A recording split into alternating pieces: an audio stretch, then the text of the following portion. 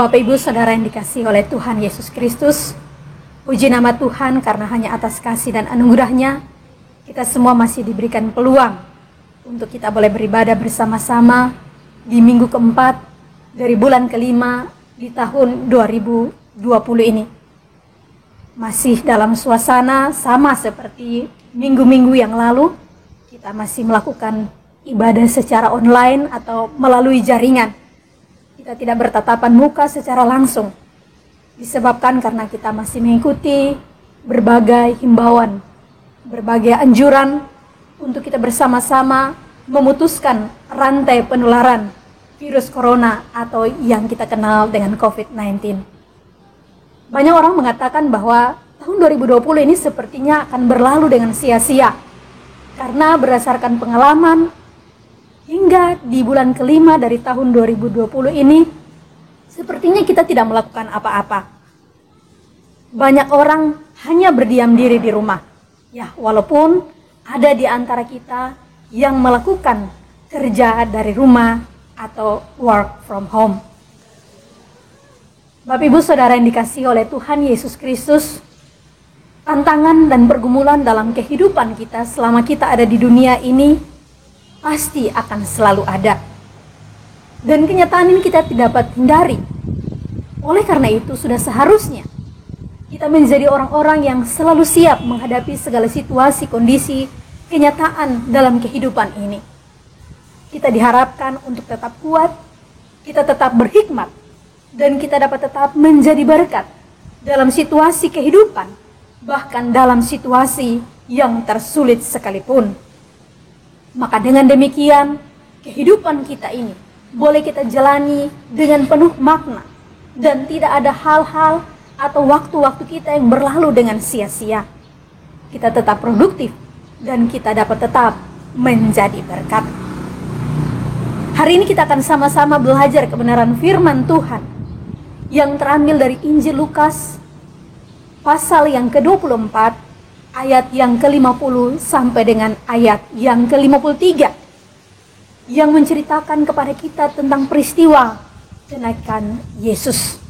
Sebelum kita membaca dan belajar lebih jauh kebenaran firman Tuhan ini, saya mengajak kita semua bersama-sama, mari kita satu hati, kita tunduk kepala, kita menghadap Tuhan di dalam doa.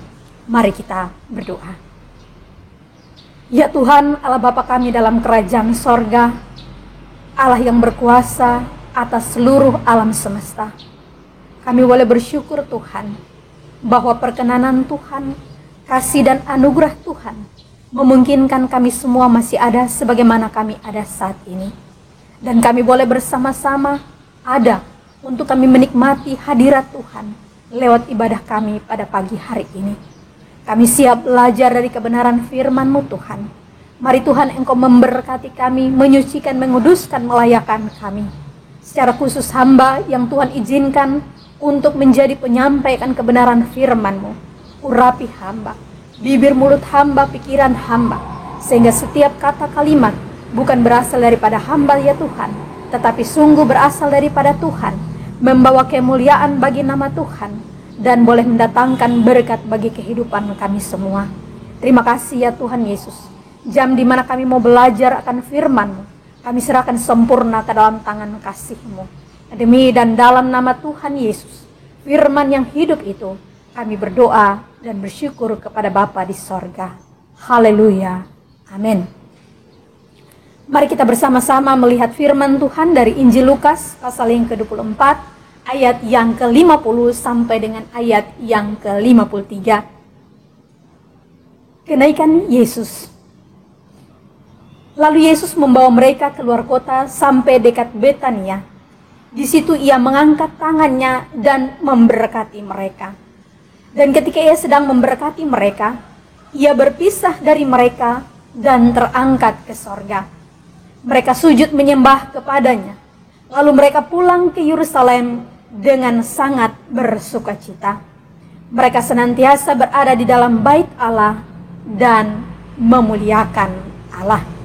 Demikian jauh pembacaan firman Tuhan untuk kita semua. Dan kebenaran firman Tuhan ini kita akan renungkan bersama-sama di bawah satu tema, berkat Yesus bagi orang percaya. Berkat Yesus bagi orang percaya.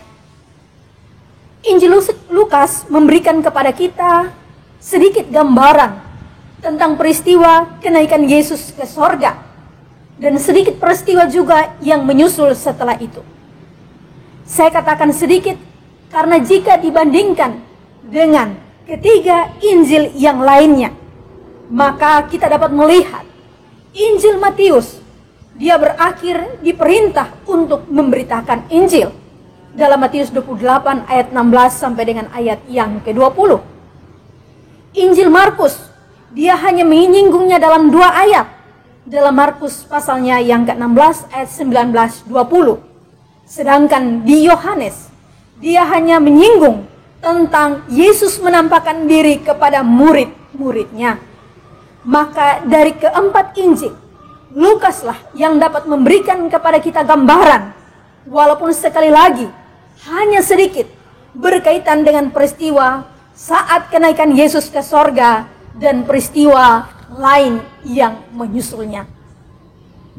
Beberapa tafsiran mengatakan bahwa apa yang dilakukan oleh Lukas ini, karena menurut Lukas, menurut pemahaman Lukas, sejarah dunia terbagi dalam 3 bagian. Yang pertama, yaitu masa sebelum Yesus datang ke dunia. Yang kedua, masa saat Yesus ada di dunia. Dan yang ketiga, masa sesudah Yesus tidak ada lagi di dunia. Jadi, bagian yang kita baca dari Injil Lukas ini merupakan bagian penutup dari Injil Lukas, yang diawali dengan peristiwa-peristiwa mulai dari kelahiran Yesus, bagaimana kehidupannya, bagaimana pekerjaannya, bagaimana ajarannya, bagaimana sengsaranya, kematiannya, kebangkitannya, hingga saat ia terangkat ke sorga. Tetapi sekaligus bagian ini menjadi pembuka bagi masa yang baru, yaitu masa sesudah Yesus tidak ada lagi di dunia, yang diuraikan lebih panjang dalam Kisah Para Rasul sebagai buku kelima dalam Perjanjian Baru, yang juga ditulis oleh Lukas. Ciri yang menunjukkan bahwa baik Lukas maupun Kisah Para Rasul ditulis oleh orang yang sama adalah bahwa kedua buku ini ditujukan kepada seorang yang bernama Theophilus.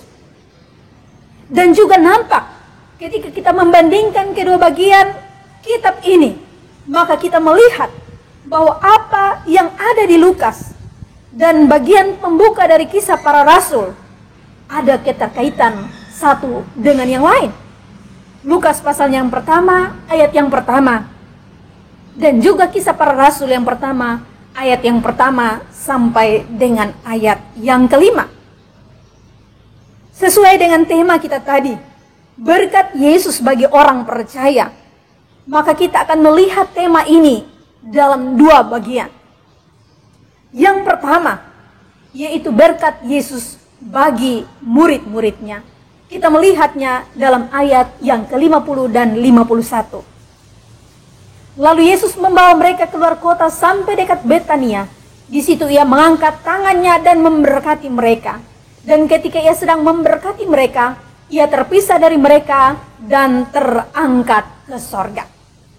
Yesus membawa mereka keluar kota. Di situ ia mengangkat tangannya dan memberkati mereka. Ketika ia sedang memberkati mereka, ia berpisah dari mereka dan terangkat ke sorga. Siapakah yang diberkati oleh Yesus di sini? Dalam bagian firman Tuhan ini, ayat 50 dan 51, tidak ada sedikit pun penjelasan tentang siapa mereka yang dimaksudkan dalam bagian firman Tuhan ini. Bahkan kalau kita melihat dalam ayat selanjutnya, ayat 52 dan 53, di situ juga hanya disebutkan menggunakan kata ganti mereka, ya, sebagai kata ganti orang, jamak. Mereka yang dipakai di situ. Namun jika kita mencoba melihat pada bagian sebelumnya dari Injil Lukas, yaitu dalam pasal 24 ayat 36 sampai dengan 49, terutama ketika kita memperhatikan judul dari bagian firman Tuhan ini, maka kita dapat menemukan bahwa yang dimaksudkan mereka di sini adalah murid-murid Yesus. Jadi, sebelum Yesus terangkat ke sorga, ia membawa murid-muridnya keluar kota. Ia mengangkat tangannya dan memberkati murid-muridnya. Dan ketika ia sedang memberkati murid-muridnya, ia terpisah dari murid-muridnya dan ia terangkat ke sorga. Ucapan berkat atau doa berkat yang biasa dilakukan sebagai penutup ibadah, ini merupakan suatu tradisi ya, yang umurnya sudah ribuan tahun. Bangsa Israel kuno telah mempraktikkan doa berkat atau ucapan berkat ini sebagai ritual dalam ibadah yang mereka lakukan. Bagaimana mereka menyembah kepada Yahweh atau Tuhan. Dan dasar bagi mereka untuk memberkati orang Israel itu bersumber dari firman Tuhan, Bilangan pasal yang ke-6 ayat 23 sampai 27. Di situ kita bisa melihat firman Tuhan berkata, "Berbicaralah kepada Harun dan anak-anaknya. Beginilah harus kamu memberkati orang Israel. Katakanlah kepada mereka, Tuhan memberkati engkau dan melindungi engkau. Tuhan menyinari engkau dengan wajahnya dan memberi engkau kasih karunia. Tuhan menghadapkan wajahnya kepadamu dan memberi engkau damai sejahtera. Demikianlah harus mereka meletakkan namaku atas orang Israel, maka aku akan memberkati mereka." Pada waktu itu, para imam sebagai orang-orang yang dipilih secara khusus yang berasal dari keturunan Harun, saudara Musa. Mereka adalah golongan orang yang mendapat mandat, mereka mendapat otoritas dari Tuhan untuk mereka memberkati umat Israel atas nama Tuhan.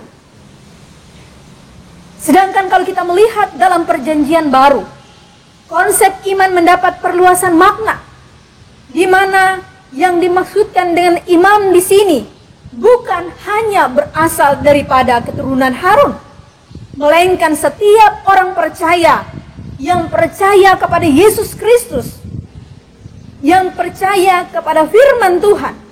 Dikatakan bahwa, "Tetapi kamulah bangsa yang terpilih, imamat yang rajani, bangsa yang kudus, umat kepunyaan Allah sendiri, supaya kamu memberitakan perbuatan-perbuatan yang besar dari Dia yang telah memanggil kamu keluar dari kegelapan kepada terangnya yang ajaib."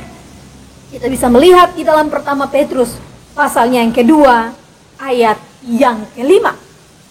Dan kemudian struktur umat Allah di dalam perjanjian lama berkembang hingga masa sekarang, mengerucut dalam pelembagaan gereja.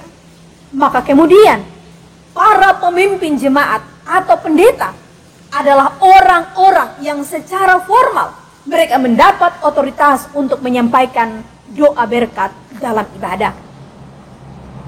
Ucapan berkat ini sesungguhnya berkaitan dengan bagaimana kebaikan Allah dalam memelihara dan melindungi umatnya. Dengan demikian dapat kita katakan bahwa berkat Yesus bagi murid-muridnya menjadi sangat penting. Karena di sini menunjukkan kebaikannya. Yesus menunjukkan kebaikannya bahwa Dia selalu ada memelihara dan melindungi murid-muridnya. Secara fisik, Yesus tidak lagi bersama-sama dengan mereka, tetapi pemeliharaan dan perlindungannya akan selalu ada bersama-sama dengan mereka.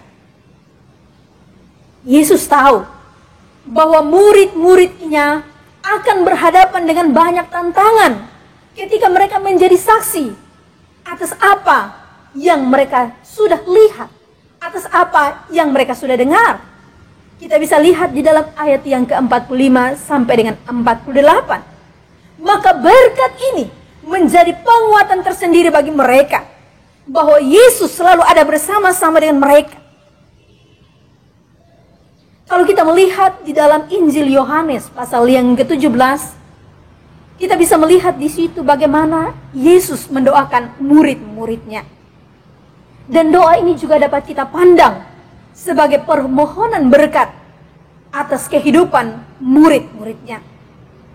Yesus menyadari bahwa ketika Yesus ada di dunia, ia menjaga murid-muridnya. Tetapi ketika dia sudah ada, tidak ada lagi di dunia, maka murid-murid yang masih ada di dunia ini perlu penjagaan. Oleh karena itu, Yesus meminta kepada Bapa untuk memelihara kehidupan murid-muridnya. Yesus meminta kepada Bapa untuk melindungi mereka daripada segala yang jahat. Yesus juga tahu bahwa murid-murid akan mengalami keadaan di mana mereka tidak dipercaya. Mereka akan mengalami aniaya. Bahkan mereka akan mengalami kematian atas apa yang mereka saksikan. Oleh karena itu Yesus mau ketika berhadapan dengan situasi-situasi keadaan-keadaan yang demikian, iman mereka tidak goyah.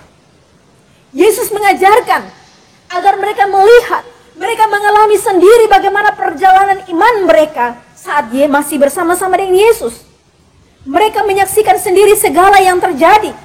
Dan mereka adalah saksi mata bagaimana karya Yesus di dunia hingga hari saat Yesus terangkat ke sorga. Semua itu dalam rangka semakin meneguhkan iman dan percaya mereka.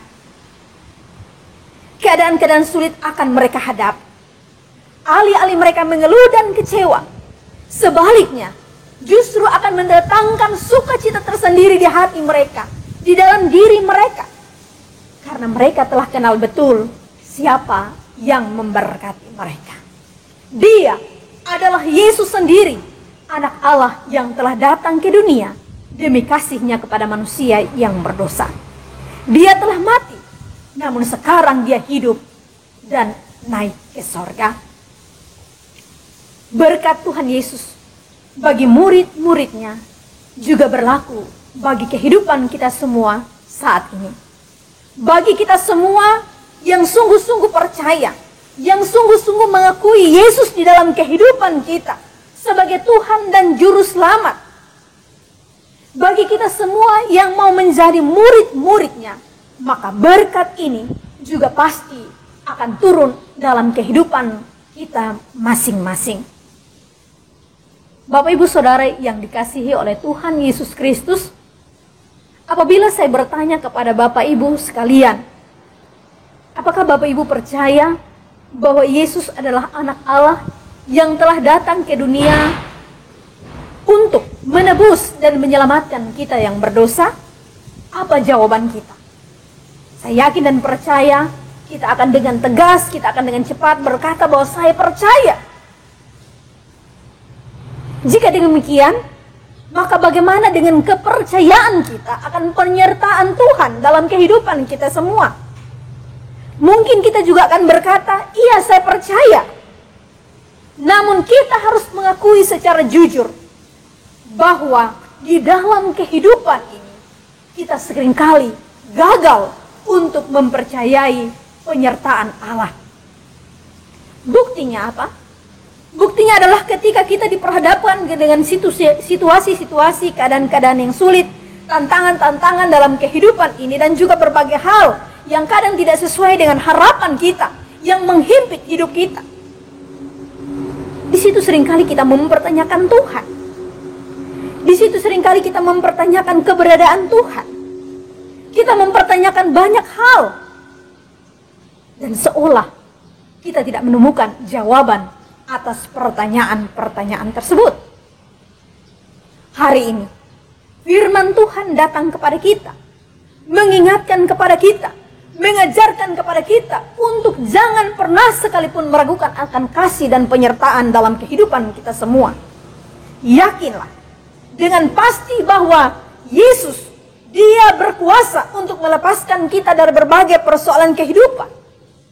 Namun, jika tidak pun, maka kita harus tetap yakin bahwa Ia berkuasa untuk menguatkan kita. Bahkan tidak mustahil bagi Dia untuk bersama-sama dengan kita melewati persoalan-persoalan kehidupan yang ada.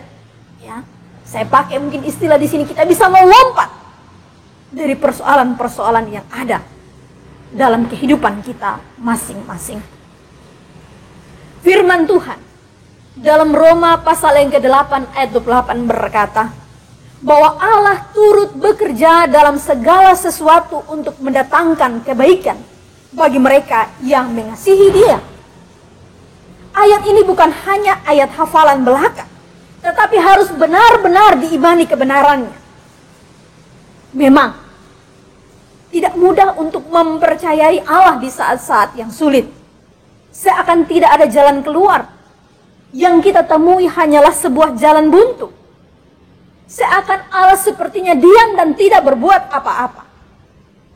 Namun kebenarannya mengingatkan kepada kita bahwa kita harus menjadi orang-orang yang tidak pernah meragukan akan kasih setia Tuhan di dalam kehidupan kita hanya karena keadaan atau kenyataan kehidupan yang kita hadapi. Kita harus menjadi orang-orang yang mampu melihat bahwa Allah sanggup bekerja untuk kebaikan kita dalam keadaan atau situasi apapun. Terlebih daripada itu, kita juga diajarkan untuk menjadi orang-orang yang mampu percaya walaupun kita tidak melihat. Ibrani pasalnya yang ke-11 ayatnya yang pertama. Berkat Yesus bagi murid-muridnya dapat kita kaitkan juga dengan persoalan materi. Tetapi bukan hanya itu saja. Berkat Yesus ini jauh lebih tinggi dan jauh lebih berharga melampaui segala materi yang ada di dunia ini. Firman Tuhan dalam Efesus pasalnya yang pertama ayat yang ke-18 merupakan nats pembimbing bagi kita hari ini. Kita bisa baca di sini bagaimana berkatnya disiapkan bagi orang-orang percaya, bagi orang-orang kudus yang adalah panggilannya. Berkat Tuhan Yesus bagi murid-muridnya, bagi kita semua, bukan juga meniadakan persoalan-persoalan dalam kehidupan ini. Namun berkat ini kita terima sebagai bukti kasih-Nya kepada kita, bahwa Ia selalu ada untuk memelihara kehidupan kita dan menjaga setiap jalan kita. Tidak ada satu keadaan apapun yang dapat menghalangi atau membatasi sehingga berkat-Nya tidak tercurah dalam kehidupan kita. Demikian juga tidak ada satu keadaan yang membuat kita tidak bersyukur untuk segala berkat-Nya dalam kehidupan kita. Bagaimana Bapak Ibu Saudara yang dikasihi oleh Tuhan? Masihkah kita meragukan kasih dan penyertaan-Nya? Untuk hal ini tidak seharusnya Dia lakukan, tetapi Dia lakukan bagi kita. Dia rela datang ke dunia untuk menebus kita manusia yang berdosa. Harusnya hal itu Dia tidak lakukan, tetapi Dia mau melakukannya untuk kita. Sehingga kita semua manusia yang berdosa ini, yang percaya Dia, mengakui Dia sebagai Tuhan dan Juru Selamat, kita boleh memperoleh kehidupan kekal. Hal itu saja Dia mau lakukan untuk kita. Apalagi kalau hanya soal memelihara dan menyertai. Sadarilah bahwa kita ini sungguh berharga di mata-Nya. Dan Dia juga tahu bagaimana keadaan situasi dunia di mana kita ada. Maka berkat-Nya pasti dilimpahkan atas kita semua, orang-orang yang percaya kepada-Nya. Pelajaran lain bagi kita adalah bahwa jangan sampai hal-hal dalam kehidupan ini, kekhawatiran, keserakahan, dan keinginan duniawi lainnya menguasai kehidupan kita. Lalu kita mulai mencoba-coba untuk mencari berkat di luar daripada Tuhan dengan cara kita masing-masing. Kita mungkin mulai melakukan hal-hal yang tidak benar. Kita bisa mencuri.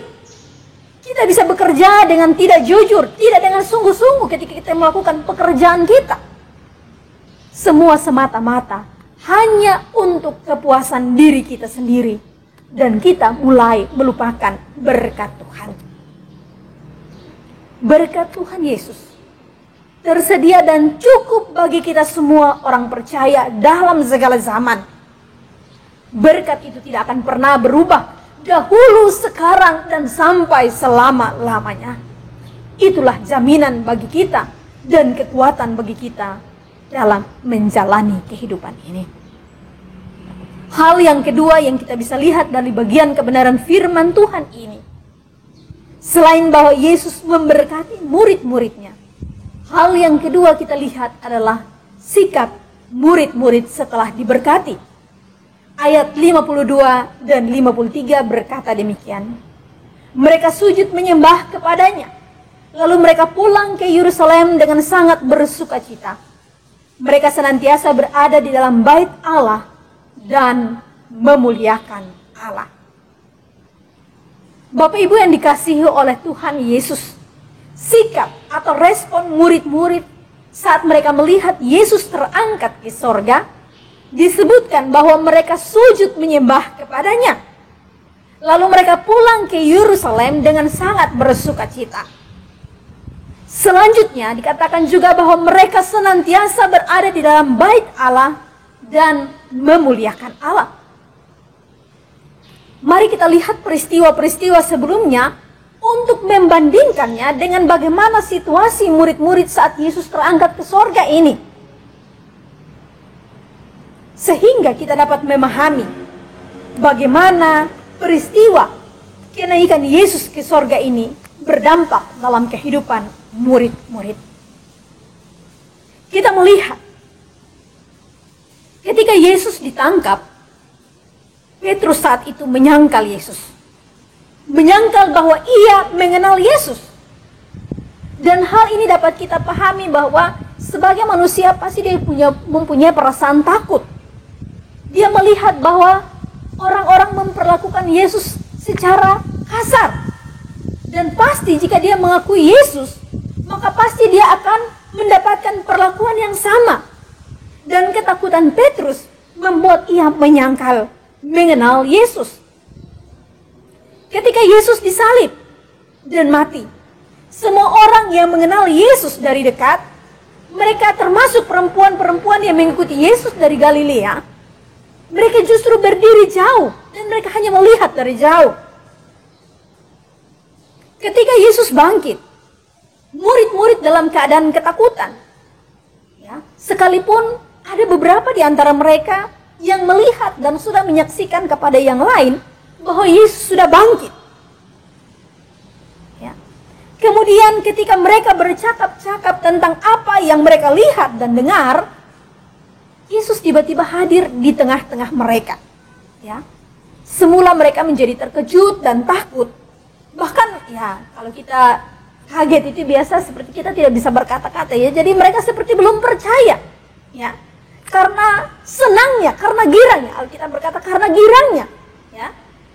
Dan setelah bercakap-cakap dan membuktikan kepada murid-muridnya bahwa dia adalah Yesus yang telah bangkit, maka Yesus membuka pikiran mereka sehingga mereka mengerti kitab suci. Yesus mengingatkan kepada mereka tentang Mesias yang harus menderita dan bangkit dari orang mati pada hari yang ketiga. Dalam namanya berita pertobatan dan pengampunan dosa harus disampaikan kepada segala bangsa, dimulai dari Yerusalem. Dan mereka, murid-murid, adalah saksi dari semua itu. Yesus juga menjanjikan bahwa mereka akan diperlengkapi dengan kekuatan dari tempat tinggi. Hingga akhirnya Yesus memberkati mereka dan terangkat ke sorga. Setelah semua hal mereka alami dan saksikan, mereka semakin mengenal Yesus. Mereka semakin percaya kepada Yesus. Perasaan mereka takut, yang takut semulanya itu mulai berubah menjadi perasaan sukacita. Dan mereka memilih untuk senantiasa berada di dalam bait Allah untuk memuliakan Allah. Ketika Tuhan Yesus disalibkan dan mati, bukankah waktu itu mereka bersedih? Bukankah waktu itu mereka menjadi takut? Seharusnya ketika Yesus naik ke sorga, mereka juga bersedih karena mereka tahu bahwa mereka akan berpisah dengan Yesus. Mereka tidak mungkin akan bertemu muka dengan muka lagi dengan Yesus. Namun kita lihat di sini bahwa peristiwa demi peristiwa meneguhkan murid-murid untuk mereka percaya kepada Yesus. Dan kita lihat di sini bahwa Yesus sungguh mengasihi murid-murid. Di tengah situasi di mana mereka bingung, di mana mereka terkejut, di mana mereka heran, di mana mereka tidak percaya, di mana mereka takut dan berbagai perasaan lainnya yang pasti campur aduk dalam hati dan pikiran mereka. Di situ Yesus mengasihi mereka. Dia memberkati mereka. Dan dia berkenan membuka pikiran mereka agar mereka memahami, agar mereka mengerti apa yang tertulis di dalam kitab suci. Segala apa yang menjadi tanya dalam hati dan pikiran mereka mendapatkan jawaban. Segala yang tertulis dalam kitab suci mereka lihat, mereka saksikan bahwa benar adanya dan digenapi.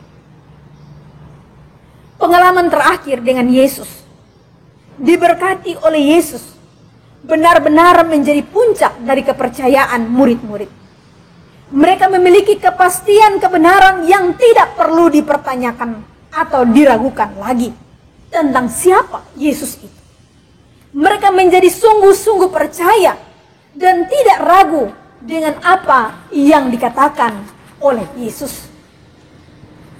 Kenaikan Yesus ke sorga yang disaksikan oleh murid-murid menjadi bukti bagi murid-murid dan juga bagi dunia, bagi kita semua hingga hari ini, bahwa Yesus bukan dari dunia ini. Hal ini pernah dikatakan oleh Yesus dan bisa kita baca itu dalam bagian firman Tuhan, Yohanes 8 ayat 23, 17 ayat 14 dan ayat 16, dan juga di dalam Yohanes pasal yang ke-18 ayat yang ke-36. Yesus berkata bahwa ia bukan dari dunia ini dan kerajaannya juga bukan dari dunia ini. Jika Yesus naik ke sorga, artinya bahwa Yesus berasal dari sorga dan kerajaannya adalah kerajaan sorga. Bapak Ibu Saudara yang dikasihi Tuhan Yesus, saat ini kita memang bukan seperti murid-murid yang menantikan turunnya Roh Kudus. Jika kita berpedoman pada pembagian yang dikemukakan oleh Lukas seperti yang telah saya sampaikan pada bagian awal, maka saat ini, masa ini, kita berada di masa di mana sesudah Yesus tidak ada lagi di dunia. Janji Yesus tentang seorang penolong, yaitu Roh Kudus, juga sudah diberikan. Artinya apa? Bahwa kita sebagai orang-orang percaya pada masa sekarang, harusnya kita lebih bersuka cita. Harusnya kita lebih lagi dalam menyembah Tuhan.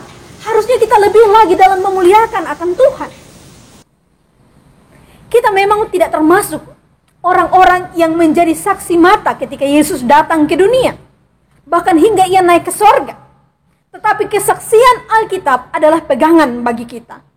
Kita sungguh-sungguh percaya apa yang tertulis di dalamnya.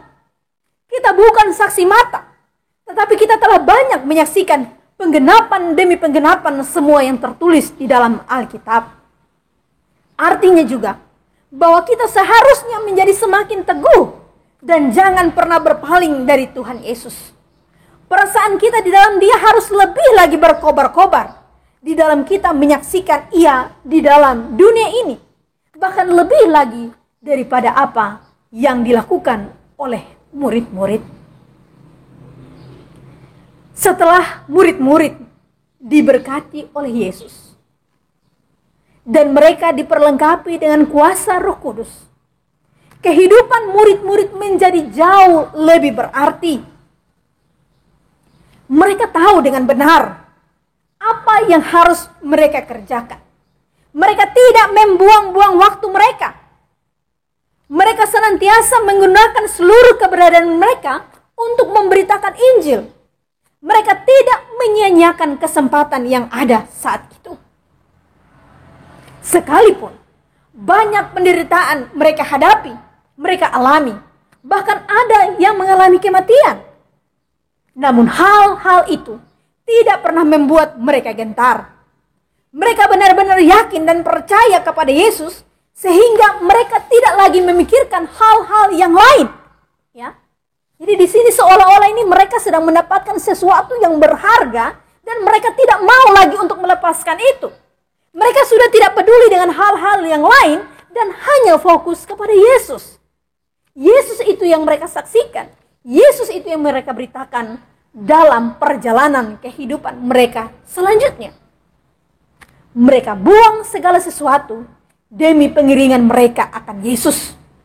Dan Yesus menjadi yang terutama di dalam kehidupan mereka.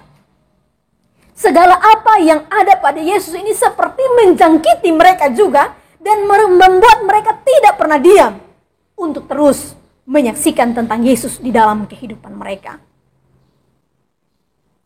Kisah Para Rasul pasal 4 ayat yang ke-29 kita bisa membaca di situ.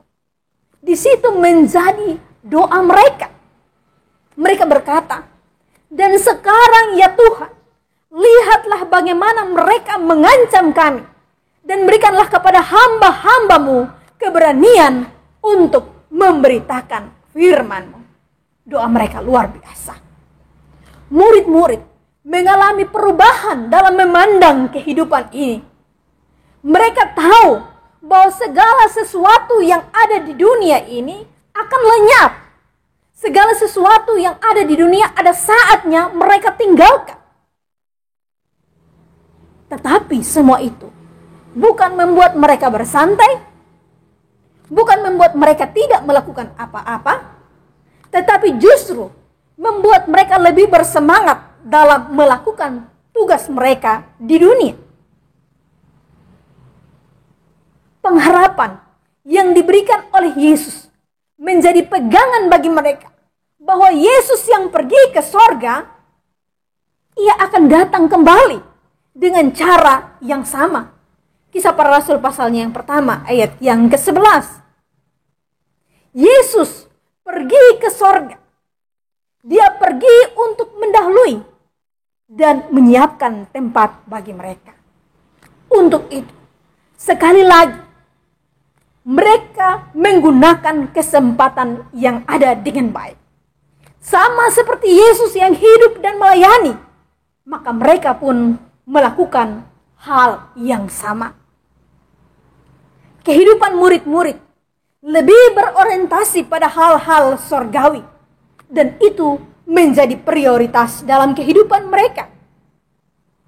Karena hanya itu yang mereka percaya memberikan kepada mereka sukacita sejati. Kita juga akan tetap memiliki sukacita sekalipun menghadapi berbagai tantangan dan kesulitan hidup. Kita dapat tetap percaya, kita dapat tetap menyembah, kita dapat tetap memuliakan Allah sekalipun jalan-jalannya seringkali tidak terselami oleh akal pikiran kita. Bapak Ibu Saudara yang dikasihi oleh Tuhan Yesus, berkat Yesus bagi murid-muridnya sudah diberikan. Dan berkat itu tidak pernah berhenti, terus mengalir, terus tercurah bagi kehidupan kita semua orang percaya hingga hari ini. Berkat itu sebagai bukti bahwa Allah begitu baik. Dia memelihara dan melindungi umatnya. Dia menjadi jaminan, dia menjadi kekuatan bagi kita orang-orang percaya dalam menjalani kehidupan ini. Ya, hari-hari ini kita semua penduduk dunia, kita diperhadapkan dengan berbagai masalah yang timbul akibat adanya virus corona.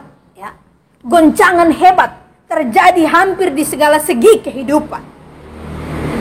Ya, ini baru corona ya, yang beberapa waktu ini. Belum lagi masalah-masalah kita sebelumnya. Hal-hal yang lain yang kita hadapi dalam hidup ini. Ya. Itu menjadi hal-hal yang tidak bisa kita hindari dalam hidup ini. Ingatlah firman Tuhan hari ini.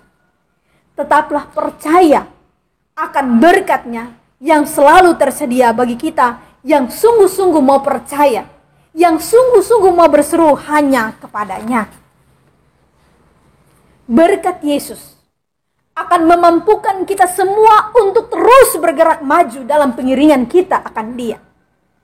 Dan berkat ini juga akan membuat kita membawa lebih banyak lagi orang-orang untuk percaya kepada-Nya melalui kehidupan kita. Tujuan akhir kita, Bapak Ibu Saudara, adalah surga sebagai tempat perhentian yang kekal dan bukan dunia ini.